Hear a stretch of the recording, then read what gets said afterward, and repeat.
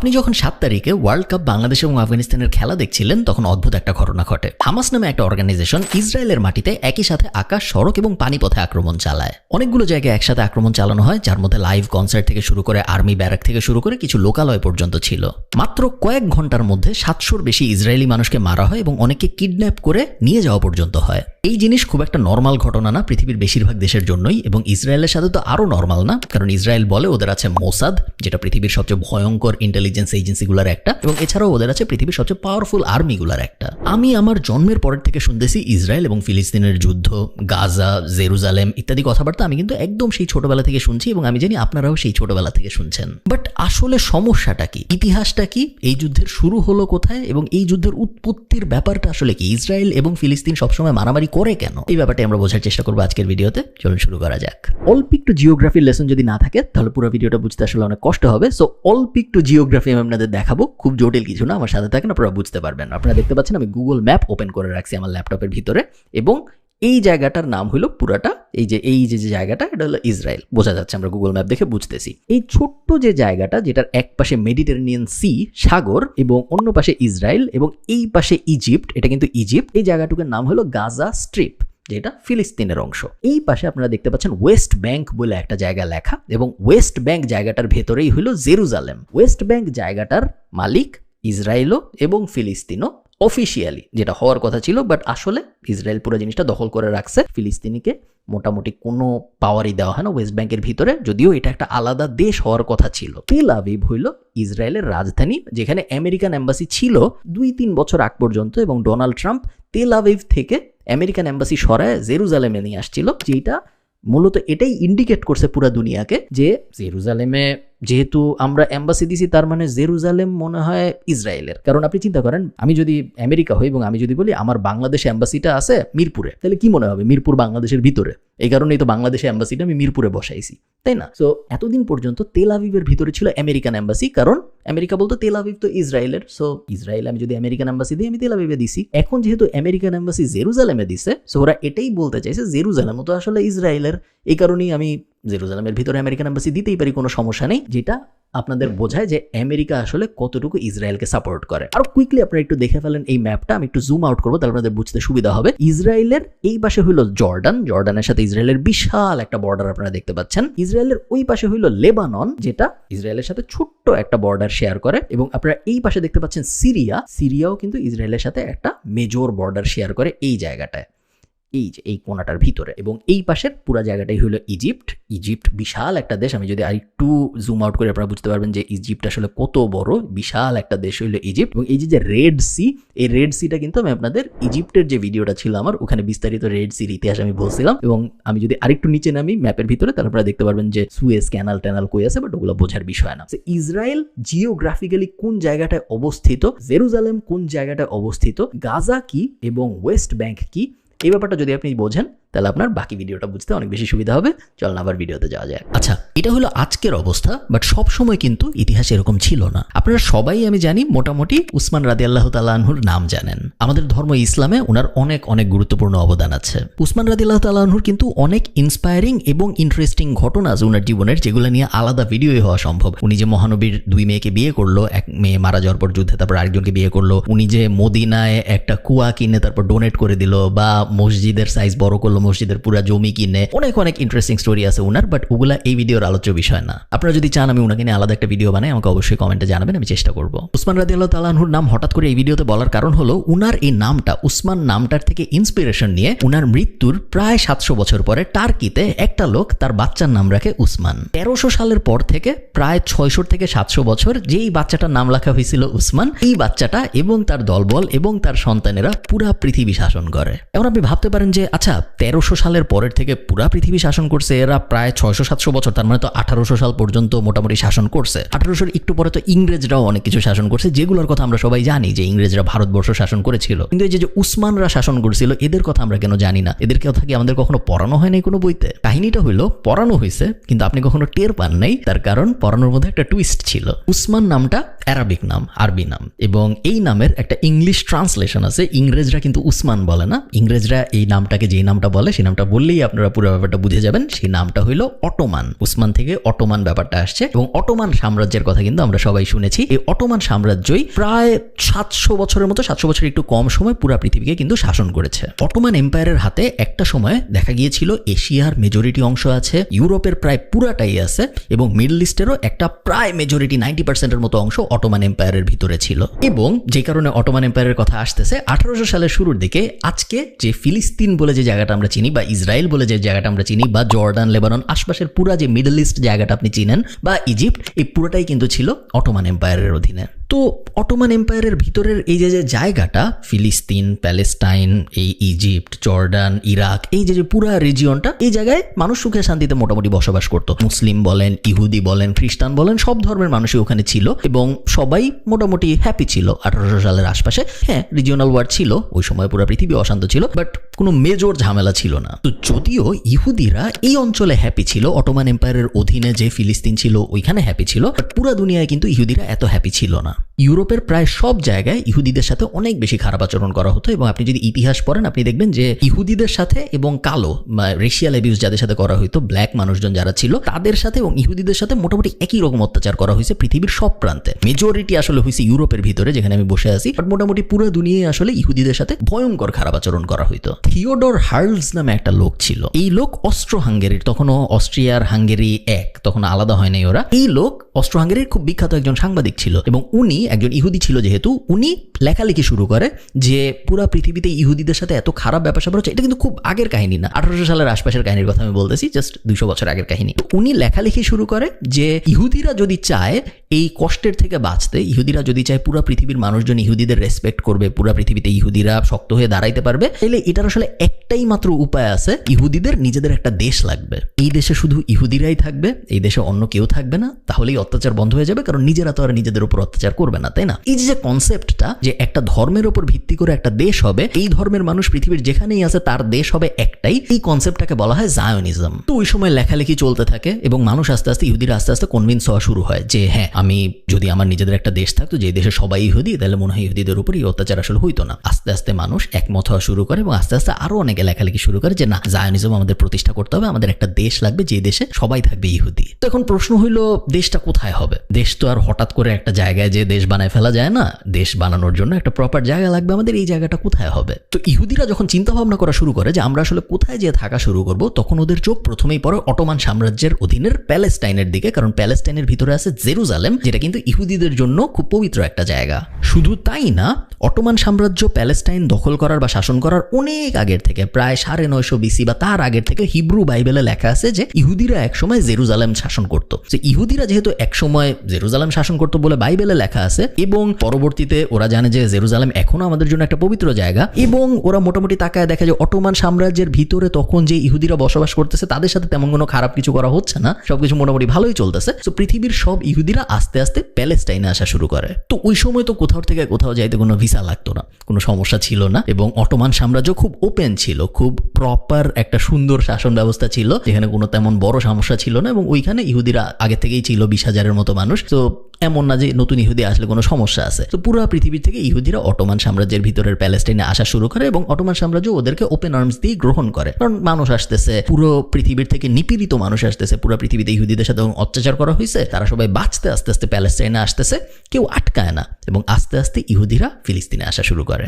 এই যখন অবস্থা, তখন শুরু হয় প্রথম ওয়ার্ল্ড ওয়ার 1914-তে। প্রথম ওয়ার্ল্ড ওয়ার নিয়ে আমার বিশ্বযুদ্ধ নিয়ে একটা বিস্তারিত ভিডিওই আছে, আমি ওই ভিডিওর রিপিট করব না কিছু, বাট প্রথম বিশ্বযুদ্ধ যখন শেষ হয়, এটা শেষ হয় আসলে অটোমান সাম্রাজ্যের পতন দিয়ে। তো একটা সমস্যা দেখা যাচ্ছে, তাই না? অটোমান সাম্রাজ্য তো আর নাই, তাহলে এই যে বিশাল প্যালেস্টাইন যেটা অটোমান সাম্রাজ্যের অধীনে ছিল, এটার এখন কি হবে? এটা এখন কে চালাবে? ব্রিটিশরা এবং ফ্রেঞ্চরা, ফ্রান্স, এই দুইজন ঠিক করে যে আমরা প্যালেস্টাইন 2 ভাগ করে ফেলবো। কিন্তু বিশাল জায়গা, তখন ওরা ঠিক করে যে আমরা প্যালেস্টাইন 2 ভাগ করে ফেলবো, এক ভাগ চলে যাবে ফ্রান্সের কাছে এবং আরেক ভাগ চলে আসবে ব্রিটিশদের কাছে। তো ব্রিটিশরা যে অঞ্চলটা পায়, এই অঞ্চলের ভিতরে জর্ডান ছিল, এই অঞ্চলের ভিতরে ইরাক ছিল, এবং এই অঞ্চলের ভিতরে ইজিপ্টেরও অনেকখানি অংশ ছিল। আপনি যদি ম্যাপের দিকে তাকান, ম্যাপের উপরে উপরের দিকের অংশ পায় হলো ফ্রান্স। তো ব্রিটিশরা তার কিছুদিন পর, তখন ফার্স্ট ওয়ার্ল্ড ওয়ার শেষ হয়েছে, ব্রিটিশ ইকোনমি আস্তে আস্তে খারাপ হওয়া শুরু করছে। আপনার মনে থাকতে হবে তখন কিন্তু ব্রিটেন পৃথিবীর রাজা ছিল, আমেরিকা তখন রাজা হয় নাই পৃথিবীর, আমেরিকার তখন এত পাওয়ার আসে নাই। ফার্স্ট ওয়ার্ল্ড ওয়ার শেষ হয়েছে এবং ব্রিটেনের পাওয়ার আস্তে আস্তে কমা শুরু করছে। তখন ব্রিটেন ঠিক করে যে আমরা আস্তে আস্তে পুরো দুনিয়ার থেকে গুটায় ফেলবো নিজেদের। এবং আপনারা জানেন যে তার 30 বছর পরে ব্রিটেন কিন্তু ভারতবর্ষ থেকেও চলে গেছে ইন্ডিয়া ছেড়ে, না হলে আমরা কখনো হয়তো স্বাধীন হইতেই পারতাম না যদি ইন্ডিয়া প্রথমে স্বাধীন না হইতো। তো ওরা ঠিক করে যে আমরা আস্তে আস্তে চলে যাবো। তো ওরা প্রথমে ইরাক ছেড়ে দেয়, তারপর ওরা জর্ডান ছেড়ে দেয়। ইরাক এবং জর্ডান এই দুইটা অঞ্চল স্বাধীন হয়ে যায়, বাট তারপরেও প্যালেস্টাইনের একটা বিশাল অংশ কিন্তু ব্রিটিশরা নিজেদের কাছে রেখে দেয়। তো ব্রিটিশরা যে অঞ্চলটা রেখে দেয়, যে অঞ্চলকে বলা হইতো তখন ব্রিটিশ প্যালেস্টাইন, এই অঞ্চলের ভিতরে তখন আরবরাও আছে, এই অঞ্চলের ভিতরে তখন ইহুদিরাও আছে। ইহুদিরা তখন বলা শুরু করলো যে এই অঞ্চল তো মনে হয় আমাদের, তার কারণ ওই 950 BC-তে ইহুদিরা একসময় পুরা প্যালেস্টাইন শাসন করতো, তো এই অঞ্চল তো আমাদের, এই অঞ্চলের রাইট আমাদের। আরবরা বলা শুরু করলো যে মাত্র কয়েকদিন আগে 950 BC-র কথা, বিফোর ক্রাইস্টের কথা আগে কেন বলতেছো? মাত্র কয়েকদিন আগে, বিশ্বযুদ্ধের আগে এই পুরো অঞ্চল ছিল অটোমান সাম্রাজ্যের। তো এই অঞ্চল আসলে আমাদের, আর তোমরা মাত্র আসছো, আমরা এখানে হাজার খানেক বছর ধরে আসি, তো এই অঞ্চল মনে হয় আমাদের। তো এই দুই দল এই অঞ্চল নিয়ে ওই সময় আস্তে আস্তে মারামারি শুরু করে, বাট আজকের স্কেলে মারামারি তখনও শুরু হয় নাই। এই যে মারামারি চলতেছে দুইটা জাতের মধ্যে, এই মারামারিটা চলতে চলতেই হিটলার পাওয়ারে চলে আসে জার্মানিতে। এবং হিটলার আসার পরে কি হয়েছে ইহুদিদের সাথে আপনারা সবাই জানেন, নাজি বাহিনী কি করেছে। পুরা পৃথিবীর ইহুদিরা তখন ভয়ে থাকতো, কারণ কনসেন্ট্রেশন ক্যাম্প বলেন, মোটামুটি ওদেরকে যেখানেই পাওয়া যায়, তো ইউরোপের যদি জার্মানরা বা হিটলারের অনুসারী যে কোনো দেশের মানুষ যদি তাদেরকে পাইতো, তাদেরকে মেরে ফেলা হইতো এবং ভয়ঙ্কর ভয়ঙ্কর উপায়ে মেরে ফেলা হইতো, যেগুলা এই ভিডিওতে বলা সম্ভব না, আপনারা চাইলে গুগল করে দেখতে পারেন। তো অলরেডি ইহুদিরা পুরো পৃথিবীর থেকে প্যালেস্টাইনে আসতেছিল। তখন প্যালেস্টাইন বড় জায়গা ছিল, এখন প্যালেস্টাইন ছোট হয়ে গেছে, এখন প্যালেস্টাইন হয়ে গেছে ব্রিটিশ প্যালেস্টাইন। কিন্তু এখন ইহুদিদের উপর অত্যাচার আরো বাড়ছে, কারণ এখন হিটলার মেরে ফেলতেছে, পুরো ইউরোপে ম্যাসাকার চলতেছে। ইহুদিরা আরো আসা শুরু করে, ইহুদিদের জন্য একটাই সেফ জায়গা তখন ব্রিটিশ প্যালেস্টাইন। ইহুদিরা আরো আসতেছে, ব্রিটিশ প্যালেস্টাইন ভরে যাওয়া শুরু করে, এখন আর অত জায়গা নেই এবং এই জায়গায় ইহুদিদের সংখ্যা এক্সপোনেনশিয়াল হারে বাড়তে থাকে, কারণ পুরো পৃথিবীর থেকে ইহুদিরা তখন ব্রিটিশ প্যালেস্টাইনে আসতেছে। তো মাত্র 1000 বছরের মধ্যে, খুব বেশি দিন না, দেখা যায় যে এই পুরা অঞ্চল, পুরা ফিলিস্তিনে, যেখানে শুধু আরব মুসলিমরাই রাজত্ব করতো অটোমান এম্পায়ারে, এবং তার আগেরও অনেক সময় এবং তার পরেরও অনেক সময়, বাট এই পুরো অঞ্চলে দেখা গেল সেকেন্ড ওয়ার্ল্ড ওয়ারের সময় এসে যে ইহুদি মেজরিটি, এখানে মুসলমানের সংখ্যা কমে গেছে, মুসলমানরা আশপাশে যে নতুন দেশগুলো হয়েছে ওগুলাই চলে গেছে, এবং এই অঞ্চলে যে আরব মুসলমানরা আছে তারা আস্তে আস্তে মাইনরিটি হিসেবে ফিল করা শুরু করলো, কারণ ইহুদি দিয়ে ভরে যাচ্ছে জায়গাটা। তো আপনার বুঝতে হবে, আপনি ইহুদিদের উপরেও দোষ দিতে পারেন না, কারণ তারা নিপীড়িত হয়ে আসতেছে, তারা শখে আসতেছে না অনেকে, তারা পুরো ইউরোপের যে বাজে অবস্থা ওটা থেকে বাঁচার জন্যই আসলে একটা মাত্র সেফ জায়গা আছে, এইখানে আসতেছে। তো এই জায়গায় আরো সিরিয়াস ওয়ার হওয়া শুরু হয় আরবদের মধ্যে এবং ইহুদিদের মধ্যে, এবং ব্রিটেন পড়ে যায় বিপদের মধ্যে। আপনি চিন্তা করেন, ব্রিটেন ততদিনে ফার্স্ট ওয়ার্ল্ড ওয়ার শেষ, সেকেন্ড ওয়ার্ল্ড ওয়ার শেষ, ব্রিটেন নিজেদের নিয়ে বিজি। ব্রিটেনের ওই যে গোল্ড ইকোনমি আস্তে আস্তে খারাপ করতেছে, গোল্ড থেকে বের হয়ে আসতেছে, পেট্রো ডলারের ব্যাপারটা আস্তে আস্তে আসতেছে। ব্রিটেনের মানুষজন বলা শুরু করে যে ভাই আমার দেশ বিপদে, এই যে ব্রিটিশ কিংডম যেটা ইউনাইটেড কিংডম, এইটা হইলো বিপদের মধ্যে আছে, তুমি কিসের মিডল ইস্টে যায় একটা জায়গায় প্যালেস্টাইন ব্রিটেন বানায় রাখছো, ওখানে দুই দল মারামারি করতেছে, তোমার কি? সো ব্রিটিশরা বলা শুরু করে নিজেদের সরকারকে যে ভাই ওগুলা ছেড়ে ছুড়ে চলে আসো, ওগুলার মধ্যে থাইকো না। ব্রিটিশরা ঠিক তাই করে। ব্রিটিশরা ওই যে ব্রিটিশ প্যালেস্টাইন ছিল ওই পুরো জিনিসটা জাতিসংঘকে দিয়ে দেয়। জাতিসংঘ তখন নতুন নতুন হয়েছে এবং জাতিসংঘকে দিয়ে ওরা বলে যে ভাই এই জায়গাটা আমরা রাখছিলাম প্রথম ওয়ার্ল্ড ওয়ারের পরে, এই জায়গা এখন আরবরা বলে এই জায়গা ওদের, ইহুদিরা বলে এই জায়গা ওদের, আমরা ঠিক জানি না এই জায়গা নিয়ে কি করতে হবে, আমাদের কাছে টাকাও নাই, এই পুরো জায়গা আমরা জাতিসংঘকে দিয়ে দিচ্ছি, আপনারা ঠিক করেন কি করা যায়। 1947 সালে জাতিসংঘ এই জায়গা পাওয়ার পরে জাতিসংঘ একটা প্ল্যান দেয়। জাতিসংঘ ওনাদের প্ল্যানে বলে যে এই প্যালেস্টাইনকে আমরা দুই ভাগ করব, এই দুই ভাগের মধ্যে এক ভাগ পাবে ইহুদিরা এবং এক ভাগ পাবে আরবরা, বাট জেরুজালেম যে জায়গাটা, এই জায়গাটা যেহেতু ইহুদিদের জন্য পবিত্র জায়গা, মুসলিমদের জন্য পবিত্র জায়গা, এটা হবে কমন, এটা হবে কমন রাজধানী, যেখানে ওই দেশ থেকেও মানুষ আসতে পারবে, দুইটাই প্যালেস্টাইন, তখনও প্যালেস্টাইন ছাড়া অন্য কোনো নাম আসে নাই, ইহুদিরাও তখন আসতে পারবে জেরুজালেমে এবং মুসলিমরা তো অবশ্যই যেতে পারবে জেরুজালেমে। এটা ছিল জাতিসংঘের প্ল্যান। এই প্ল্যানটা খুব একটা খারাপ ছিল না যদি আপনি প্রথমে দেখেন, বাট আপনি যদি একটু গভীরে তাকান তাহলেই আপনি বুঝবেন যে প্ল্যানের মধ্যে একটা বড় সমস্যা ছিল। হ্যাঁ, দুইজনকেই রাজধানী জেরুজালেমের অ্যাক্সেস দেওয়া হয়েছে, আরবদেরও দেওয়া হয়েছে, মুসলিমদেরও দেওয়া হয়েছে এবং ইহুদিদেরও দেওয়া হয়েছে, বাট ইহুদিদেরকে পুরো প্যালেস্টাইনের ভিতরে যতটুকু জায়গা দেওয়া হয়েছে ভার্সেস আরবদের যতটুকু জায়গা দেওয়া হয়েছে, এইটার মধ্যে বিস্তর ফারাক, ইহুদিদের অনেক বেশি জায়গা দেওয়া হয়েছে এবং জাতিসংঘের লজিক ছিল যে ওই এলাকায় এখন যেহেতু ইহুদি বেশি, এই কারণে ওদের বেশি জায়গা লাগবে, সো দেশের 70-80% ইহুদিদের দিয়ে দেওয়া হয়েছে আর 20%-এর মতো মুসলমানদের দেওয়া হয়েছিল ওই সময়, যেটা আরবরা মানতে পারেনি। যুদ্ধ শুরু 1948-এর এই যুদ্ধটাকে বলা হয় আরব ইসরায়েল ওয়ার এবং এই যুদ্ধে আরবের পক্ষে আশপাশের সব দেশ অংশগ্রহণ করে ইসরায়েলের বিপক্ষে, যে Egypt, Jordan, Syria, Lebanon, Iraq, এই 5টা দেশ ভার্সেস ইসরায়েল। এই হলো যুদ্ধ, এবং এই যুদ্ধে ইসরায়েল জিতে। 1 বছর এই যুদ্ধ চলে এবং তারপরে দেখা যায় যে পুরা প্যালেস্টাইনের মেজরিটি আসলে ইসরায়েলের কাছে চলে গেছে। ইসরায়েল প্রতিষ্ঠিত হয় একটা দেশ হিসেবে ওই সময় যে, এবং ইসরায়েল প্রাউডলি বলে যে আমরা যেহেতু এখন যুদ্ধ করে এই দেশ দখল করে ফেলছি, এখন তো আর আমরা এটা ছাড়বো না, এটা আজকের থেকে ইসরায়েল। প্যালেস্টাইন আমরা বুঝি না এখন আর, ইসরায়েল এটা আমরা জায়োনিজম প্রতিষ্ঠা করে ফেলেছি, আমরা ইহুদিদের জন্য একটা রাষ্ট্র বানায় ফেললাম। 1 বছর পরে এই যুদ্ধ যখন শেষ হয় এবং এই যে ইসরায়েল ঘোষণা দিয়ে ফেললো যে আমরা দখল করে ফেলছি এই পুরো জিনিসটা, এই যুদ্ধ শেষ হওয়ার পরে দেখা যায় যে জর্ডান এক কোনায় অল্প একটু জায়গা দখল করছে এবং ইজিপ্ট আর এক কোনায় অল্প একটু।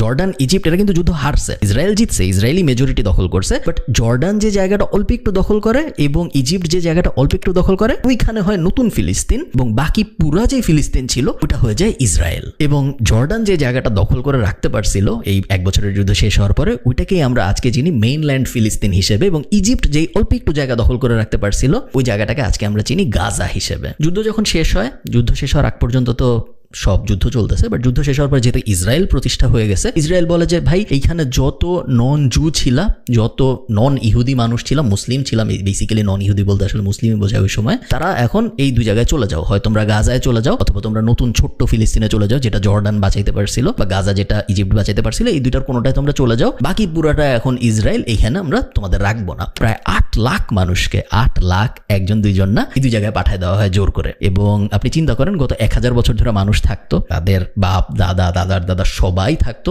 পুরা দেশ ছিল তাদের। জাস্ট 1 বছরের মধ্যে একটা যুদ্ধের পরে এদের বলে দেওয়া হয় যে এই সব জায়গা ছেড়ে তোমাদের চলে যাইতে হবে, এটা এখন আরেক দেশ, এটা এখন আর তোমাদের ফিলিস্তিন নেই, ফিলিস্তিন ওই 2 পাশের ছোট্ট 2টা জায়গা, বাকি যে পুরাটা এটা আসলে এখন ইসরায়েল। এই যে পুরো ব্যাপারটা, যে জিনিসটা হলো, এটাকে বলা হয় আল নাকবা, এবং ইংরেজিতে এটাকে বলা হয় ক্যাটাস্ট্রফি, এবং আল নাকবা বলে আপনি গুগল করলে এটার ব্যাপারে আপনি পুরা বিস্তারিত জানতে পারবেন। তো এরপর কিছুদিন সব নর্মাল, যেরকম নর্মাল আসলে থাকা সম্ভব যুদ্ধের পরে ওরকম নর্মাল। নতুন ইসরায়েল তেমন কিছু বলে না, নতুন ফিলিস্তিনও আসলে তেমন কিছু বলে না, কারণ দুইজনের কারো পক্ষেই আসলে বুঝে উঠতে পারতেছিল যে এখন নেক্সট মুভ আসলে কি হবে। ফিলিস্তিনিরা একটু ভয়ঙ্করভাবে স্যাড যে আমাদের পুরো একটা সুন্দর সাজানো বাগান ছিল, পুরোটা ধ্বংস হয়ে গেছে। ইসরায়েলিরা অনেক বেশি হ্যাপি, কারণ যুদ্ধের পরে ওদের আসলে জাতিসংঘ ওদের যা দিত তার থেকেও বেশি পাইছে ওরা যুদ্ধ করে, তো ওরা খুবই হ্যাপি। এখন ওরা দুজনই আসলে নিজেদের দেশ গোছানো নিয়ে কিছুদিন বিজি থাকে। এই বিজি থাকার কিছুদিন পরেই 1967 সালে এসে জাস্ট 20 বছরের আশপাশে একটু নর্মাল থাকে সবকিছু, আবার যুদ্ধ শুরু, এবং এক্স্যাক্ট সেম টাইপ যুদ্ধ।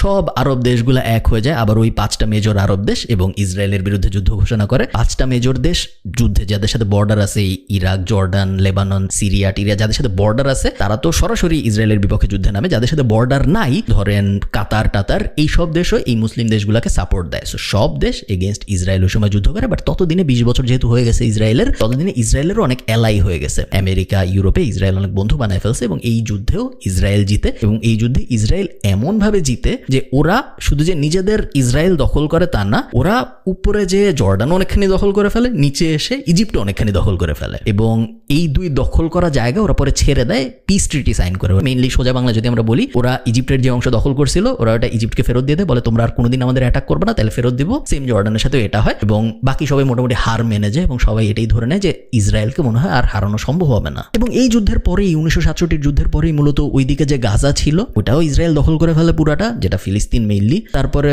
ওই পাশে যে ফিলিস্তিনটা ছিল, যেটা নতুন ফিলিস্তিন হিসেবে মাত্র 20 বছর আগে আত্মপ্রকাশ করলো, ওইটাও ইসরায়েল দখল করে ফেলে। তো তখন অবস্থা এমন একটা আসে যে ফিলিস্তিন আসলে ম্যাপ থেকে মুছে ফেলার মতো সিচুয়েশন হয়ে গেছে, কারণ পুরোটাই ইসরায়েল হয়ে গেছে। আগে তো তাও ব্রিটিশরা যখন ছেড়ে গেছিল বা জাতিসংঘ যখন ভাগ করছিল, ফিলিস্তিনিদের খুব কম দেওয়া হয়েছে, ফিলিস্তিনিদের সাথে খারাপ করা হয়েছে, ঠিক আছে, বাট একটু দেওয়া হয়েছিল। তারপর প্রথম যুদ্ধের পরেও ফিলিস্তিনিরা একটু রাখতে পারছিল, জর্ডান একটু বাঁচাইতে পারছিল, ইজিপ্ট একটু বাঁচাইতে পারছিল। বাট এই যুদ্ধের পরে দেখা যায় ওরা কিছুই বাঁচাতে পারেনি, এবং ইসরায়েল চাইলে পুরাটাকেই ইসরায়েল বানায় ফেলতে পারে, ফিলিস্তিন তখন আর থাকবেই না ম্যাপে। এভাবেই জাস্ট 50 বছরের মধ্যে ইসরায়েল পুরো ফিলিস্তিন দখল করে ফেলে। ইসরায়েল দখল করে ফেলা মানে এই না যে পুরা যুদ্ধ শেষ, তারপরেও সুইসাইড বম্বিং হচ্ছিল গাজার থেকে মানুষ। ফিলিস্তিন বলে হয়তো অত স্ট্রং কোনো জায়গা নেই, বাট ফিলিস্তিনি মানুষ তো ছিল, তারা বিভিন্নভাবে চেষ্টা করছিল অ্যাটাক করার, বাট কোনোটাই এমন মেজর কোনো অ্যাটাক ছিল না যেটা দেখে মনে হচ্ছিল যে না ইসরায়েল অনেক বড় বিপদে থাকবে। ততদিনে ইসরায়েল লবিং করে এই করে সেই করে খুব পাওয়ারফুল একটা দেশ হয়ে যাচ্ছে অলরেডি, এবং বড় বড় অ্যালাই বানায় ফেলছে ওরা ততদিনে। সো সবাই এটাই ধরে নিচ্ছিল যে ইসরায়েল মনে হয় জিতে গেছে পুরো ব্যাপার। বাট কখনোই ইসরায়েল পুরোপুরি জিততে পারে নাই, তার কারণ ফিলিস্তিনিরা কখনোই একদম হাল ছেড়ে দেয় নাই। বিভিন্ন সময় বিভিন্ন সুইসাইড বম্বিং হইতো, বিভিন্ন সময় ইসরায়েলের উপর বিভিন্ন দিক থেকে অতর্কিত অ্যাটাক হতো এবং ইসরায়েলের জন্য পুরো ব্যাপারটা একটা নুইসেন্স টাইপ হয়ে গিয়েছিল। এবং এই রকম সময়ে অসলো অ্যাকর্ড বলে একটা জিনিস হয় আমেরিকান হস্তক্ষেপে, যেই অসলো অ্যাকর্ডের মূল বক্তব্য এটাই ছিল যে এখন থেকে ইসরায়েল আর ফিলিস্তিন একজন আরেকজনকে আর গুলি করবে না, দুজনের মধ্যে এখন থেকে আর কোনো অস্ত্র দিয়ে যুদ্ধ হবে না। এবং এই অসলো অ্যাকর্ডের মধ্যে অসলো অ্যাকর্ড 2টা হয়, অসলো অ্যাকর্ড 1 এবং 2, এবং 2টার সারমর্ম এটাই যে ওই যে ছোট্ট ফিলিস্তিন এবং ছোট্ট গাজা ছিল ওই জায়গাগুলো আবার ফিলিস্তিনের কাছে পুরোপুরিভাবে চলে যাবে, ইসরায়েল ওই দুই জায়গা থেকে সরে যাবে এবং ওই দুই জায়গার মধ্যে যে জায়গায় জেরুজালেম আছে যেটা ওই পাশের ফিলিস্তিনে, ওই জেরুজালেমে ইসরায়েল এবং ফিলিস্তিন দুইজনই পার্টিসিপেট করবে, দুইজনের ওখানে কমন পাওয়ার থাকবে। এছাড়া বাকি যে ফিলিস্তিন আছে ওই ফিলিস্তিনের মেজরিটি আসলে ফিলিস্তিনের হাতে ফেরত দেওয়া হচ্ছে ছোট্ট জায়গায়, এবং বাকি যে পুরো ম্যাপটা আছে ওটা তো ইসরায়েলের আছেই।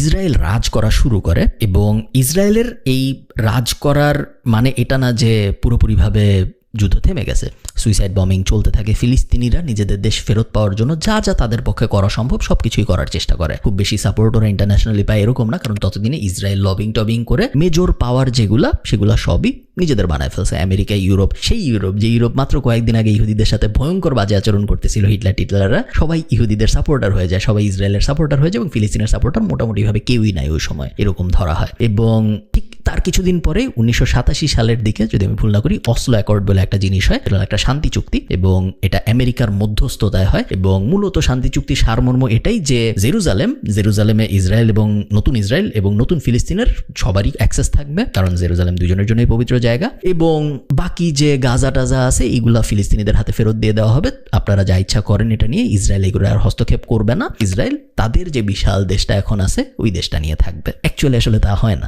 অসলো অ্যাকর্ড হয়, বাট ইসরায়েল তারপরেও হস্তক্ষেপ চালায় যায়। ইসরায়েল রেগুলারলি ওই সব জায়গায় ঢুকে এবং খুব বাজেভাবে ঢুকে। ইসরায়েলের মানুষজন যখন জেরুজালেমে ঢুকে, আপনারা সবাই জানেন যে মসজিদের ভিতরে ঢুকে কি হয় বা গাজা স্ট্রিপে ঢুকে কি করে, ওগুলো আমি এখন ভিডিওতে বলতেছি না। বাট মূলত অসলো অ্যাকর্ডে যা যা বলা হয় যে শান্তি চুক্তি করা হয়, অস্ত্র চালনা করা হবে না, এটা ইসরায়েল মানে, বাট অস্ত্র চালনা করা হবে না মানে এই না যে জিনিসটা হয়ে গেছে। আপনারা বুঝতে পারতেছেন যে ইসরায়েল বলে যে আমরা অস্ত্র চালনা করবো না, অস্ত্র চালনা করে না, কিন্তু ওরা দেখা যায় যে কোনো সময় মসজিদে ঢুকে মারতেছে। কিছু বলে যে আমরা তো অস্ত্র চালাই নেই, বা ওরা দেখা যায় যে গাজায় বিভিন্ন বাসা ভেঙে ঢুকে যাচ্ছে, বা একটা ইহুদির হয়তো বাসা নেই, বা ইহুদি একজন গরিব, সে আস্তে করে ফিলিস্তিনের ভিতরে চলে যায়, ফিলিস্তিনের একটা বাসা সে দখল করে ফেলে। কিছু বলা হলে বলে যে কোনো অস্ত্র তো চালানো হয় না, কোনো সমস্যা নেই। এবং যদি ফিলিস্তিনিরা মামলা করার চেষ্টা করে, মামলা কাদের করবে? না আছে কোনো আইন ব্যবস্থা, সবই ইসরায়েলের কন্ট্রোলে। তো খুব আনফর্চুনেট একটা ব্যাপার হয় যে ফিলিস্তিনিরা গাজার এপাশে তো নাই, মেইন ফিলিস্তিনেও দেখা যায় যে খুবই মানবেতর জীবনযাপন করা শুরু করে তারা। তো ইসরায়েল আস্তে আস্তে পাওয়ারফুল হতে থাকে, ফিলিস্তিনের পাওয়ার আস্তে আস্তে আরও কমতে থাকে, যা ছিল তার থেকেও কমতে থাকে। ফিলিস্তিনের মানবেতর জীবনযাপন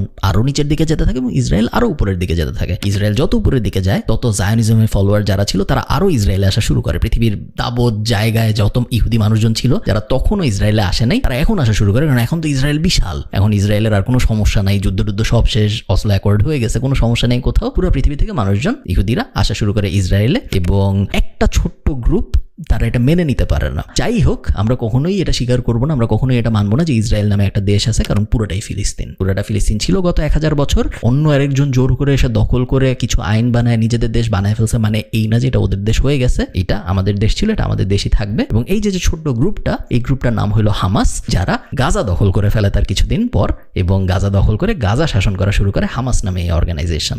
ইসরায়েল যখন দেখে যে হামাস নামে একটা অর্গানাইজেশন পুরা গাজা স্ট্রিপ দখল করে ফেলছে, ওরা পুরা গাজা এলাকাটাকে ব্লক করে ফেলে। গাজা খুব ছোট্ট একটা এলাকা, আপনারা ম্যাপে দেখবেন এখনই। এই গাজা এলাকাটার একদিকে সাগর, একদিকে ইজিপ্ট এবং আরেকদিকে ইসরায়েল, যে ইসরায়েল আসলে ফিলিস্তিন হওয়ার কথা ছিল। তো 3 দিকে যেহেতু ব্লকেট দেওয়া পসিবল, ব্লক করে ফেলে এবং ব্লক করে পুরা এই গাজা স্ট্রিপের 4 দিকে দেয়াল বানায় এবং গাজা স্ট্রিপের 4 দিকে আর্মি বসায়। গাজার থেকে কেউ যেন বেরোইতেও না পারে ইসরায়েলের পারমিশন ছাড়া, গাজায় কেউ যেন ঢুকতেও না পারে ইসরায়েলের পারমিশন ছাড়া। পুরা হামাসকে এক জায়গায় আটকায় ফেলার জন্য ইসরায়েল এই পরিকল্পনাটা করে, এবং এই কারণে গাজাকে বলা হয় পৃথিবীর সবচেয়ে বড় ওপেন এয়ার প্রিজন। আপনি ছোটবেলা থেকে যে ইতিহাসটা জানেন, ইসরায়েলের সাথে ফিলিস্তিনের মারামারি, গাজা উপত্যকা নিয়ে ঝামেলা, এই সব কিছুই আসলে এর পরের থেকে। তো হামাস গাজাকে দখল করে ফেললো এবং তারপর হামাস ইসরায়েলের সাথে যুদ্ধ করা শুরু করলো। হামাসকে হিজবুল্লাহ সহ, ইরান সহ, কাতার সহ অনেক দেশ সাপোর্ট করা শুরু করলো। ওই হামাসের সাথে ইসরায়েলের যে যুদ্ধ, এটাই গত 20 বছর ধরে হয়ে আসতেছে। হামাস বিভিন্ন সময় ইসরায়েলে অ্যাটাক করে বিভিন্নভাবে,